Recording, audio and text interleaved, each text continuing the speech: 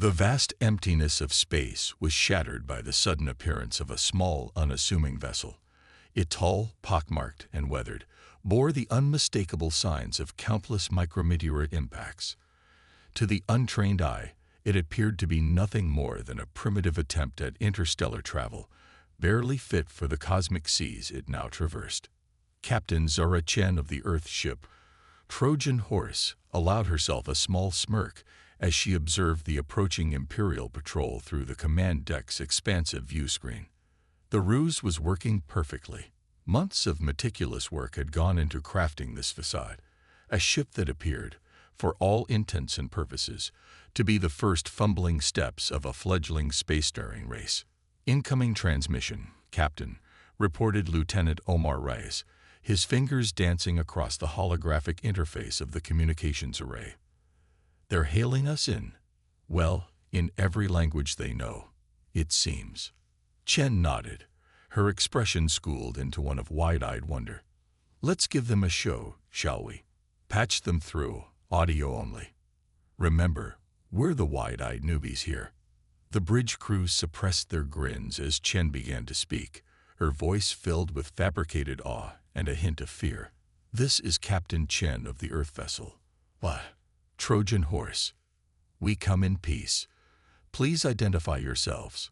The response was almost immediate, a deep, resonant voice filled with equal parts amusement and condescension. This is Commander Vexthor of the Imperial patrol vessel Nighthawk. Your presence in this sector is unauthorized. Power down your engines and prepare to be boarded. Chen exchanged a knowing glance with her first officer, Commander Aisha Okafor. Everything was proceeding according to plan. Boarded, but we've only just left our solar system. We didn't know this space belonged to anyone. Please, can we talk about this? The Imperial commander's sigh was audible even through the crackling audio. Another primitive's first contact. Wonderful. His tone shifted to one of forced patience. Very well, Captain Chen. Let us talk. As the conversation progressed, Chen carefully steered it towards the topic of Earth's technological capabilities, painting a picture of a species barely able to achieve faster-than-light travel. She could practically hear the Empire's dismissive attitude growing with each passing moment. Suddenly, alarms blared across both ships. A massive gravitational anomaly had appeared out of nowhere, threatening to tear both vessels apart. Chen feigned panic, her acted fear masking the precise calculations running through her mind. What's happening? She cried out, her voice cracking with well-practiced terror. Commander Vexthor, do you know what this is? The Imperial commander's voice was taut with genuine fear. Impossible. There are no recorded gravity storms in this sector. All ships, brace for impact. This was the moment Chen had been waiting for. With a subtle nod to her helmsman, the Trojan Horse sprang into action. The ship's hull shimmered, layers of advanced metamaterials reconfiguring in real time. Crude plating fell away, revealing sleek, otherworldly contours beneath. In a maneuver that defied the laws of physics as the Empire understood them, the Earth ship danced through the gravitational maelstrom. It twisted and turned, using the intense gravitational forces to slingshot itself safely out of danger. Meanwhile, the Imperial vessel floundered, its shields straining against the onslaught. Commander Vexthor's voice crackled through the comm system, a mixture of awe and disbelief evident in his tone. By the Empress, how are you doing that? Your ship shouldn't be capable of such maneuvers. Chen allowed a note of steel to enter her voice, dropping the facade of the naive explorer. There's a lot our ships shouldn't be capable of, Commander. Perhaps it's time we had a real conversation. As the gravitational anomaly dissipated, courtesy of the Trojan Horse's hidden gravity manipulation tech, Chen ordered her ship to take up a defensive position near the Imperial vessel. The sudden shift in power dynamics was palpable. I believe introductions are in order, Chen said, her tone now crisp and professional. I am Captain Zora Chen of the Earth Defense Force. Our first encounter may have been staged, Commander, but our desire for peaceful dialogue is genuine. Silence reigned for several long moments before Vexthor responded, his earlier condescension replaced by cautious respect. "It seems we have much to discuss, Captain Chen. Your deception was impressive, as was your ship's performance."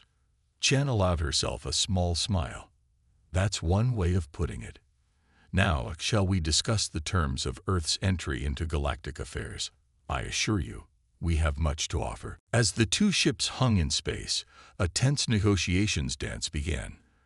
Chen revealed tidbits of Earth's true capabilities, each revelation causing visible shock among the Imperial crew visible through the now active video feed.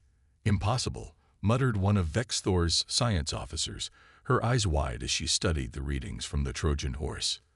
"Their power output is off the charts, and these gravimetric readings, it's like they're bending space itself." Vexthor leaned forward, his earlier bravado replaced by intense curiosity. "Captain Chen, I must know. How long has Earth truly been spacefaring? And how have you managed to keep this hidden from the Empire?" Chen's reply was measured, revealing just enough to intrigue without giving away Earth's full hand. "Let's just say we've had good reason to be cautious, Commander. Earth has been watching the stars for longer than you might think. We've seen empires rise and fall. We decided it was time to introduce ourselves, on our terms." As the conversation progressed, it became clear that this encounter would send shockwaves through the Empire. Earth, far from being a primitive world ripe for conquest, was a technological powerhouse that had been hiding in plain sight. The implications were staggering. How many other worlds might be concealing similar secrets? What other marvels might be lurking in the unexplored corners of the galaxy? As the first part of this cosmic drama drew to a close, both ships prepared to depart, the Trojan horse to report back to Earth Command, and the Nighthawk to deliver news that would shake the Empire to its core. Captain Chen gazed out at the star-studded expanse, a mix of excitement and apprehension filling her. This was only the beginning. Earth had revealed itself, and the galaxy would never be the same. As the Trojan horse's engines hummed to life, Chen couldn't help but wonder about the challenges that lay ahead. The Empire had been shocked, yes, but it was vast and ancient. How would it react once the initial surprise wore off? Would this lead to peaceful cooperation, or would humanity find itself in a war for survival against a galactic superpower? One thing was certain: the game had changed, and Earth was now a player on the grandest stage of all. As her ship prepared to jump to hyperspace, Chen whispered a quiet hope to the cosmos. "May we be ready for what comes next." With a flash of light that seemed to bend the very fabric of space-time, the Trojan horse vanished, leaving behind a stunned Imperial crew and a universe of possibilities. In the shadowy underbelly of the Imperial capital world Nexus Prime, a clandestine meeting was taking place. The dingy basement of an abandoned factory hummed with nervous energy as figures from various species huddled together, their voices hushed but urgent. At the center of the gathering stood Kira Voss, a former Imperial intelligence officer turned resistance leader. Her sharp features were illuminated by the dim glow of a holographic star map, her eyes scanning the faces of those gathered around her. "Friends, comrades," Kira began, her voice barely above a whisper but filled with intensity. "We've received word of something that could change everything. A world called Earth." Murmurs rippled through the crowd. Earth was not an unknown name, but for most, it was nothing more than a backwater planet on the fringes of Imperial space. Zax, a burly Centaurian with azure skin, snorted derisively.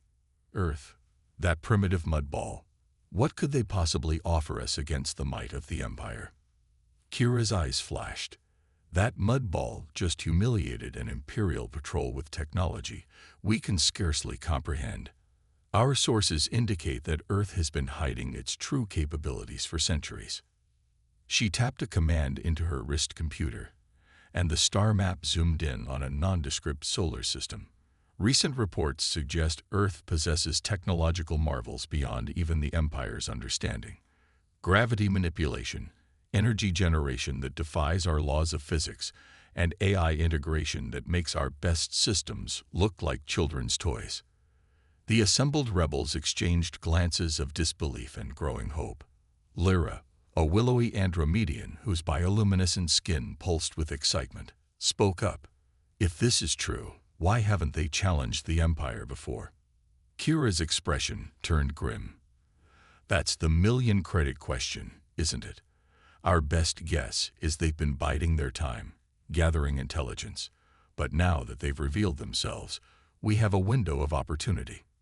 She paused, letting the implications sink in. Imagine what we could accomplish with Earth's technology and knowledge. We could finally have a real chance at toppling the Empire. The room erupted into a cacophony of whispers and exclamations. Years of oppression under imperial rule had left many desperate for any glimmer of hope, and this news was like a supernova in the darkness. Kira raised her hand for silence. I know it sounds too good to be true, but I vetted these reports myself. The real question is, how do we approach Earth? We can't risk the Empire getting to them first. Zax, still skeptical but intrigued, leaned forward. What's stopping these Earthers from simply taking over themselves? If they're as advanced as you say, they could be an even bigger threat than the Empire. It was a sobering thought, and one Kira had wrestled with herself. From what we've gathered, Earth seems to value freedom and self-determination. They've had the power to conquer for ages, but chose to remain hidden instead. That alone sets them apart from the Empire. Lyra's bioluminescence flickered thoughtfully. We need to send an envoy, someone who can appeal to their values and convince them to aid our cause. Kira nodded, a plan already forming in her mind. Agreed, but it won't be easy. The Empire's patrols have doubled since the incident with Earth. Getting a ship through their blockades will be nearly impossible. A gravelly voice spoke up from the back of the room. All heads turned to Cedral. A grizzled Vargan engineer stepped forward. Not impossible, just improbable. A sly grin spread across his reptilian features. Give me a week, and I'll have a ship that can slip past the Empire's sensors like a ghost. Excitement rippled through the gathering. Kira felt a spark of hope ignite in her chest. All right, let's put it to a vote. Do we risk everything on this mission to Earth? Hands raised one by one until the decision was unanimous. The Resistance would reach out to Earth, betting their future on this mysterious planet's goodwill and advanced technology. As the meeting dispersed, Kira pulled aside a young Tyrellian named Finn. With his adaptive camouflage skin and unparalleled piloting skills, he was the perfect candidate for this perilous mission. Finn, I need you to pilot the ship to Earth, Kira said, her tone leaving no room for argument. You're the best we have, and this mission is too important to fail. Finn's skin rippled with a mix of emotions: fear, excitement, determination. I won't let you down, Kira. But what do I say when I get there? How do I convince an entire planet to join our fight? Kira placed a hand on his shoulder, her eyes filled with a fierce intensity. Tell them the truth. Show them the scars the Empire has left across the galaxy. Remind them that with great power comes great responsibility. If they're half as noble as we hope, they'll understand why we need their help. Over the next week, the Resistance base buzzed with activity. Drall worked tirelessly on the ship, incorporating salvaged Imperial tech with his own ingenious modifications. Lyra compiled a database of Imperial atrocities and the Resistance's efforts to combat them. Zax trained Finn in advanced evasion tactics, preparing him for the gauntlet of Imperial patrols he'd have to run. Finally, the day of launch arrived. The ship, christened Hope's Whisper, was a masterpiece of cobbled-together technology and desperate innovation. Its hull was laced with metamaterials that could bend scan waves around it, and its engine's signature could mimic various space phenomena to avoid detection. As Finn prepared to board, Kira handed him a small, encrypted data crystal. This contains everything we know about Earth, the Empire, and our struggle. Guard it with your life, Finn. The fate of the galaxy may well rest on this mission. Finn nodded solemnly, his skin shifting to match the determined set of his jaw. "I won't fail. One way or another, I'll return with Earth's answer." As the ship lifted off, cloaking itself from Imperial sensors, Kira watched the night sky with a mixture of hope and trepidation. They had set in motion a plan that could reshape the galaxy, but the risks were enormous. If the Empire caught wind of their plan, the consequences would be devastating. Back in her private quarters, Kira pored over the latest intelligence reports. Rumors of Earth's capabilities were spreading like wildfire through the Empire's ranks. Some dismissed it as propaganda, while others advocated for immediate military action against this potential threat. Time was running out. The Resistance needed Earth's help before the Empire decided to eliminate this unknown factor. As she stared at the star map, plotting potential routes for Finn to take, Kira allowed herself a moment of doubt. Had they pinned too much hope on this mysterious planet? What if Earth refused to get involved in a galactic conflict? She shook her head, banishing the doubts. They had no choice but to try. The Resistance was out of options, and Earth represented their last, best hope for freedom. As the first light of dawn broke over the horizon, Kira made a silent plea to whatever cosmic forces might be listening. "Guide Finn safely to Earth," she whispered. "And may the people of that world have the wisdom and courage to stand against tyranny." The die was cast.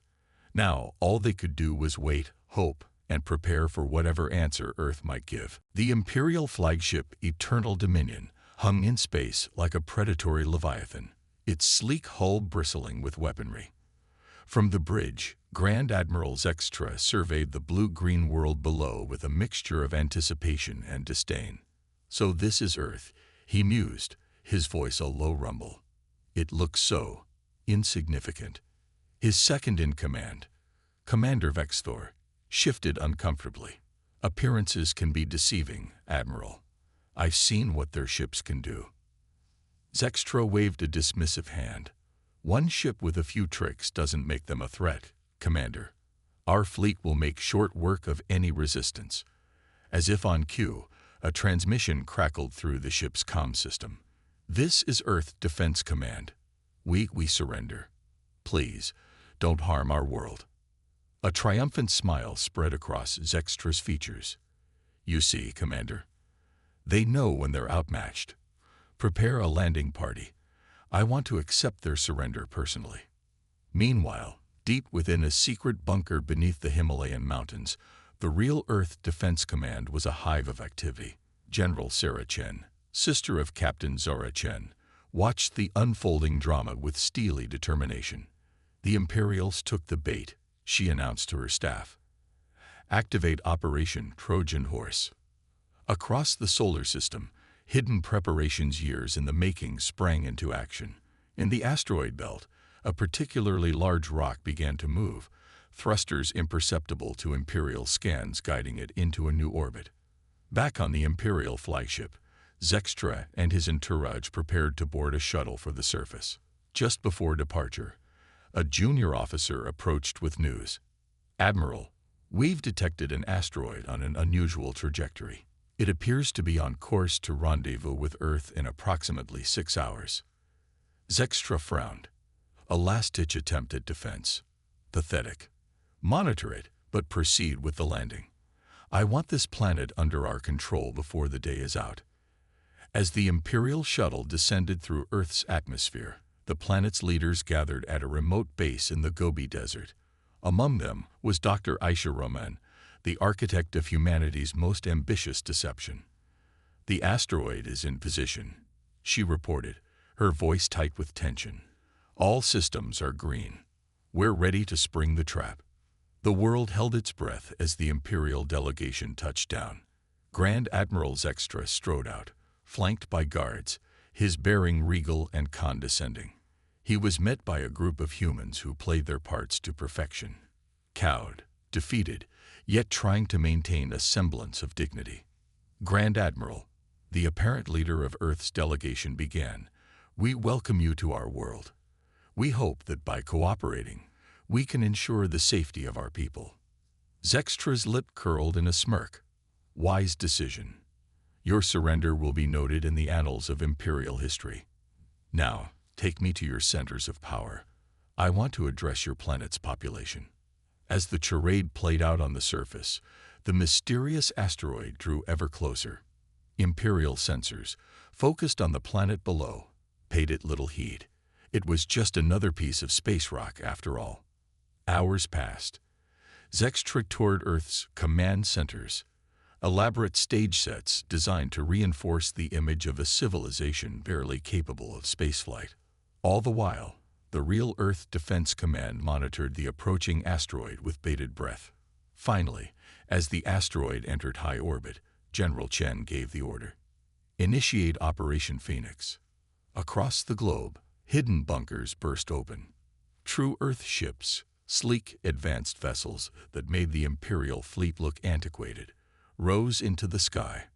But the real shock was yet to come. The asteroid, now in perfect position above the Imperial Armada, shimmered and changed.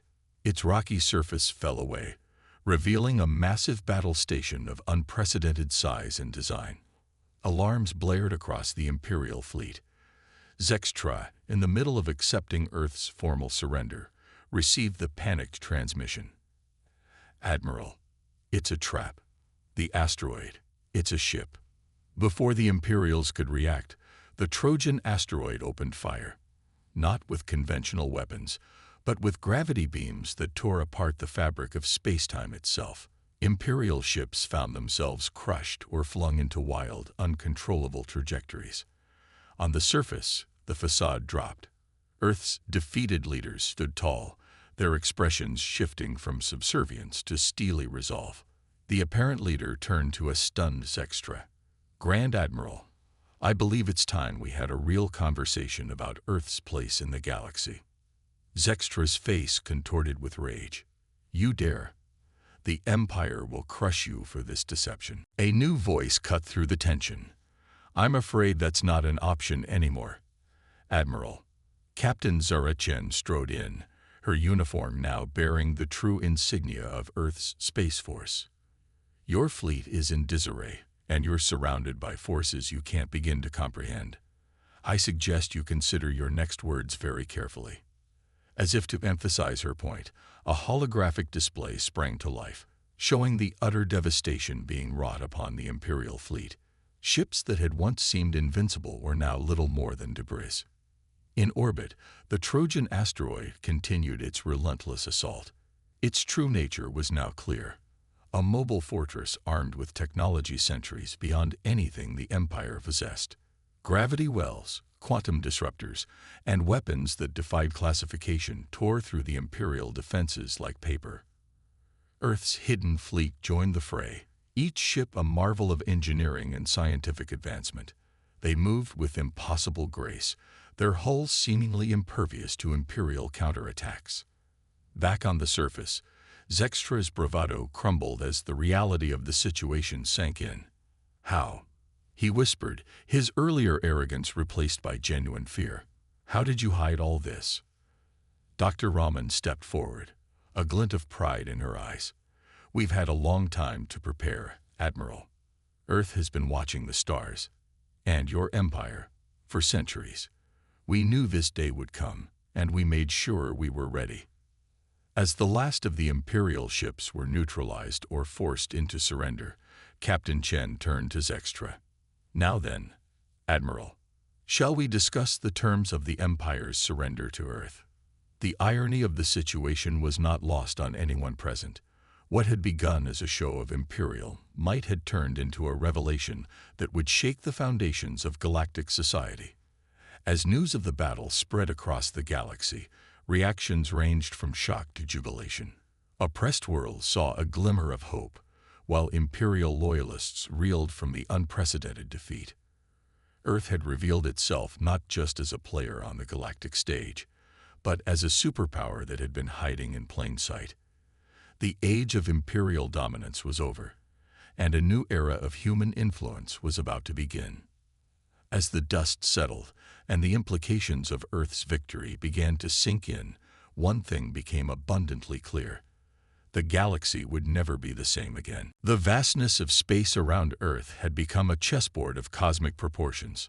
On one side, the remnants of the Imperial fleet regrouped, their formations tightening as reinforcements poured in from nearby systems.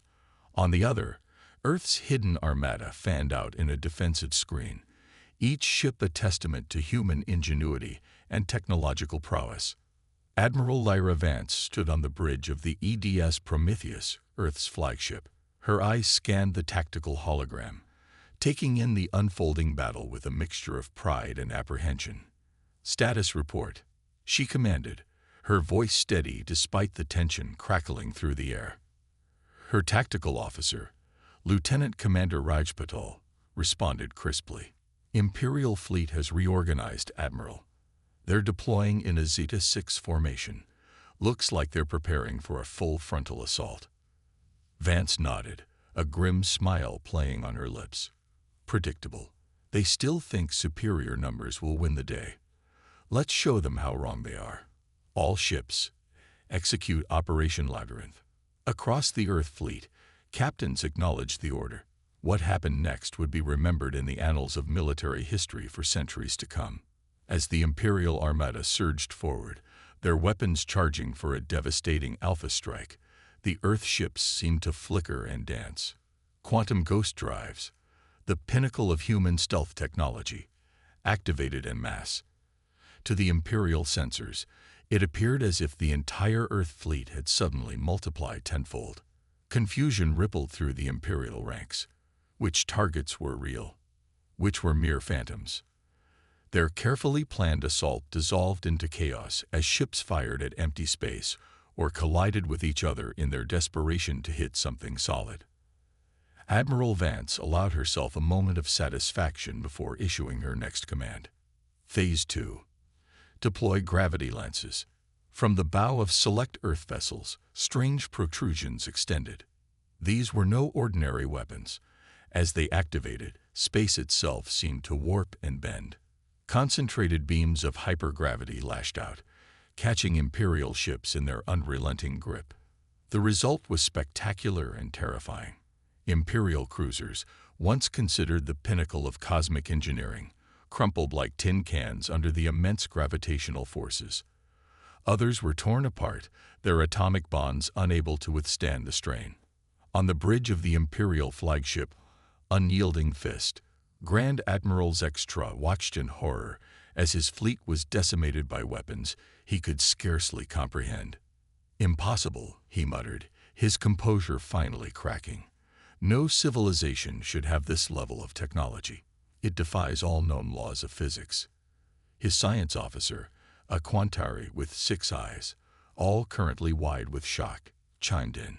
"Sir, we're detecting energy signatures unlike anything in our databases. It's as if they're rewriting the fundamental rules of the universe at will." Zextra gritted his teeth. He hadn't risen to the rank of Grand Admiral by admitting defeat easily. Launch the Nova-class destroyers. Their shields should be able to withstand these gravity weapons. As the heavily armored Imperial destroyers moved to the forefront, Admiral Vance anticipated the shift in tactics. "They're adapting. Time to show them our next trick. All ships, initiate swarm protocol." From the hangar bays of Earth's carriers erupted a cloud of what appeared to be metallic insects. These were the AI swarms, each unit no larger than a human hand, but possessing more computing power than entire Imperial cruisers.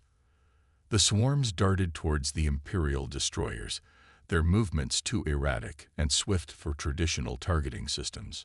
As they reached their targets, they latched onto the hulls, their nanofilament appendages burrowing through even the toughest armor. Once inside, the AI swarms went to work.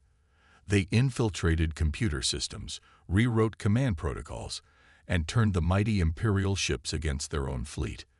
Destroyer turned against destroyer, their powerful weapons now unleashed on their former allies. Zextra watched in disbelief as his own ships betrayed him.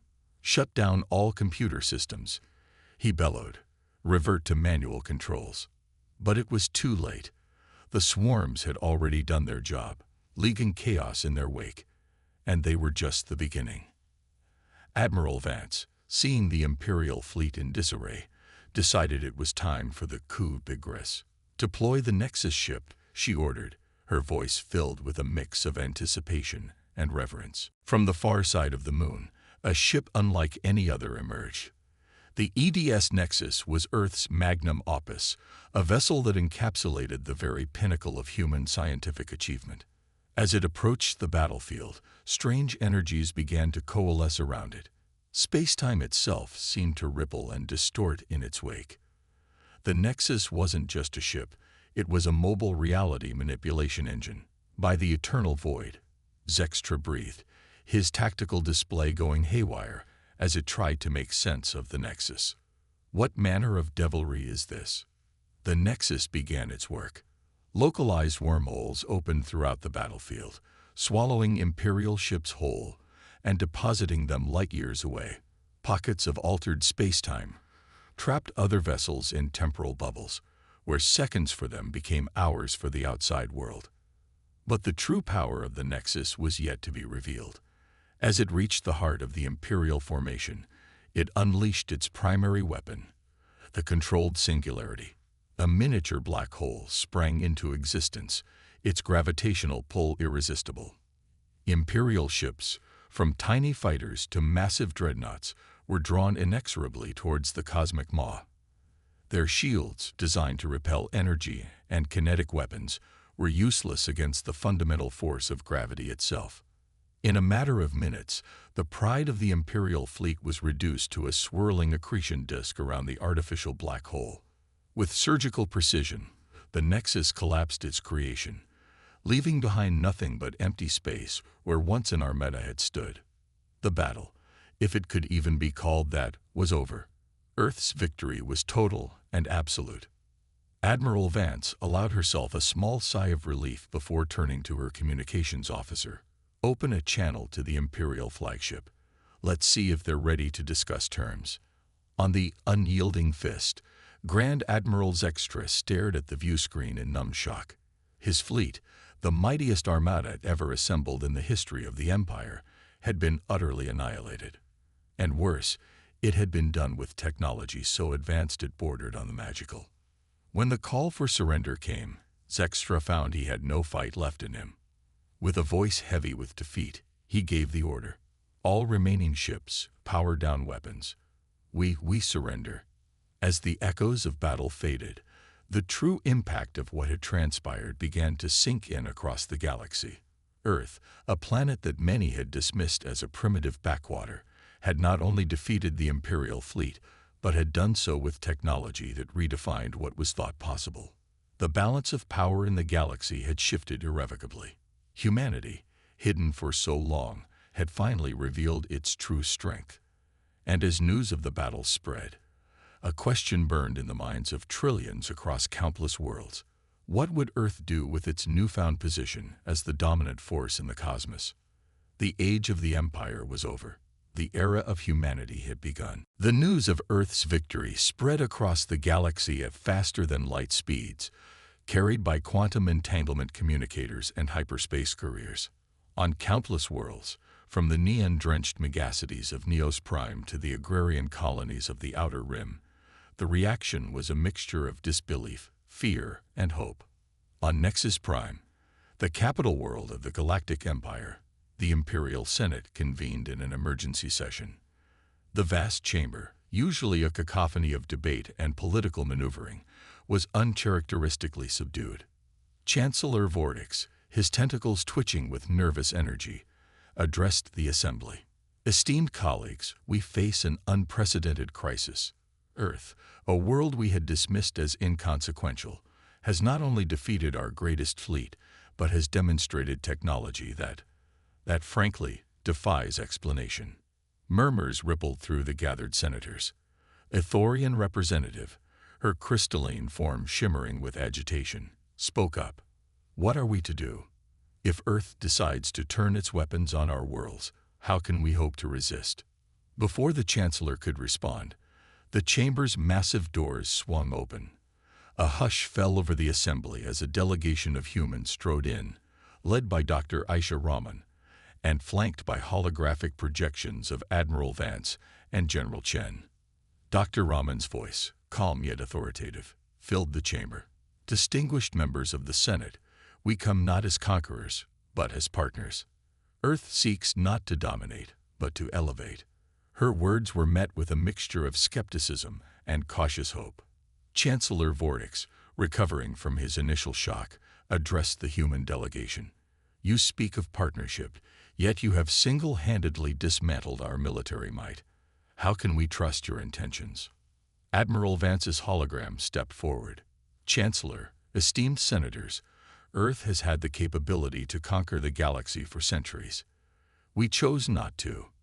Instead, we waited, watched, and prepared, not for war, but for the right moment to guide the galaxy towards a brighter future. As the implications of her words sank in, the chamber erupted into a frenzy of questions and exclamations. General Chen raised a hand, calling for silence. We understand your fears and doubts, but consider this.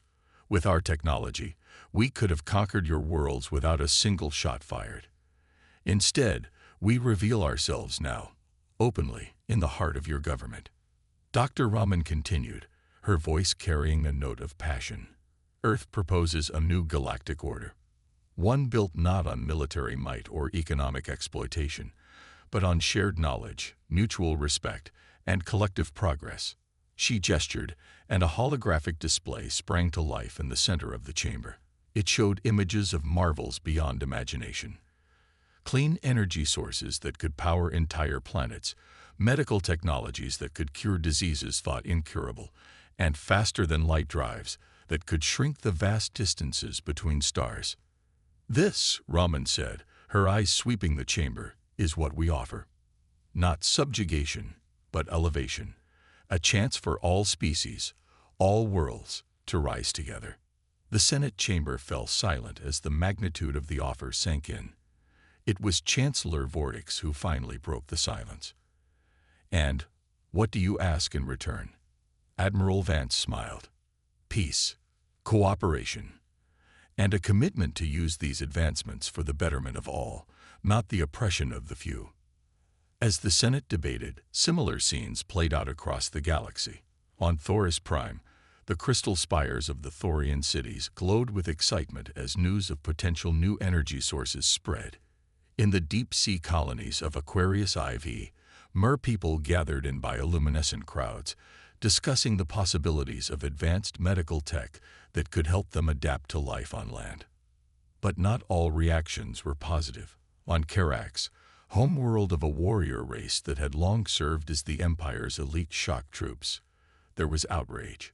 General Quebex, addressing his troops, growled, "We will not bow to these human upstarts. If the Empire won't fight, we will." However, such voices of dissent found themselves increasingly isolated. As more details of Earth's capabilities emerged, most realized that resistance was not only futile but counterproductive. Back on Earth, the mood was one of cautious optimism. In a public address broadcast across the planet and to colonies throughout the solar system, President Elena Rodriguez spoke to a world still coming to terms with its new role. For generations, we have carried the weight of our secret, she began, her voice steady. We watched as other worlds struggled, as tyrants rose and fell, as civilizations reached for the stars. It was not easy to stay hidden, to hold back when we could have helped. But we knew the galaxy wasn't ready. She paused, allowing her words to sink in. Now that time has passed. We step onto the galactic stage, not as conquerors, not as saviors, but as partners. The road ahead will not be easy. There will be those who fear us, those who hate us, those who will resist the changes we bring. But I have faith in humanity and in the countless species across the stars who, like us, dream of a better tomorrow. As the president spoke, ships were already departing Earth's orbit. But these were not warships. They carried scientists, diplomats, engineers, the vanguard of a new era of cooperation and exchange. On Nexus Prime, the Imperial Senate's emergency session stretched into its third day. Debates raged, alliances shifted, And slowly, a new consensus began to emerge. Earth's offer was too good to refuse, the alternative too bleak to contemplate. Finally, Chancellor Vorix called for a vote. The result was not unanimous, but it was decisive. The Galactic Empire would be dissolved, replaced by a new Galactic Federation, with Earth playing a central but not dominant role. As the news spread, reactions varied across the cosmos. On some worlds, there were celebrations in the streets. On others, wary preparations for an uncertain future. And in hidden corners of the galaxy, those who had profited from the old order began to plot and scheme. Dr. Raman, watching the Senate's decision from the Earth Embassy on Nexus Prime, felt a weight lift from her shoulders. Turning to Admiral Vance, she said, "It's done. The first step, at least." Vance nodded, her expression a mixture of relief and determination. "The hard part begins now. We've reshaped the galaxy overnight. Making sure it's a change for the better, that's the real challenge." As the first waves of cultural, technological, and scientific exchange began to flow between Earth and the worlds of the new Federation, the true scope of the galactic power shift became apparent. Old hierarchies crumbled, new alliances formed, and the very nature of interstellar civilization began to evolve. Earth, for so long a hidden observer, now found itself at the center of a cosmic renaissance. Human innovations, merged with the diverse knowledge and perspectives of countless alien cultures, sparked an explosion of progress unlike anything the galaxy had ever seen. Yet challenges remained. Not every world welcomed the new order. The warrior clans of Karax, renegade imperial holdouts, and shadowy organizations that thrived in the gaps between stars all posed threats to the fledgling Federation. As Earth's ships ventured further into the cosmos, carrying with them the promise of a brighter future, one thing became clear: the galaxy would never be the same again. The age of hiding was over. Humanity's time had come, not to rule, but to guide. To help forge a future among the stars that was limited only by the collective imagination of countless sentient beings. The galactic power shift was complete, and the greatest adventure in human history was just beginning.